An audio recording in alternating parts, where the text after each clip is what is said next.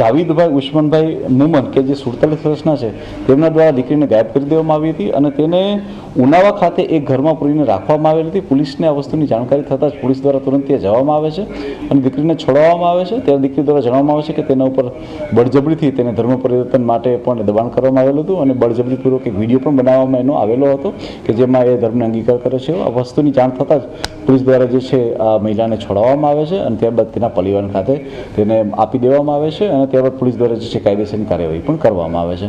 જાવીદભાઈ ઉસ્માનભાઈ મુમન કે જે 47 વર્ષના છે તેમના દ્વારા દીકરીને ગાયબ કરી દેવામાં આવી હતી અને તેને ઉનાવા ખાતે એક ઘરમાં પૂરીને રાખવામાં આવેલી હતી। પોલીસને આ વસ્તુની જાણકારી થતાં જ પોલીસ દ્વારા તુરંત ત્યાં જવામાં આવે છે અને દીકરીને છોડાવવામાં આવે છે। ત્યારે દીકરી દ્વારા જણાવવામાં આવે છે કે તેના ઉપર બળજબરીથી તેને ધર્મ પરિવર્તન માટે પણ દબાણ કરવામાં આવેલું હતું અને બળજબરીપૂર્વક એક વિડીયો પણ બનાવવામાં એનો આવેલો હતો કે જેમાં એ ધર્મને અંગીકાર કરે છે। આ વસ્તુની જાણ થતાં જ પોલીસ દ્વારા જે છે આ મહિલાને છોડાવવામાં આવે છે અને ત્યારબાદ તેના પરિવાર ખાતે તેને આપી દેવામાં આવે છે અને ત્યારબાદ પોલીસ દ્વારા જે છે કાયદેસરની કાર્યવાહી પણ કરવામાં આવે છે।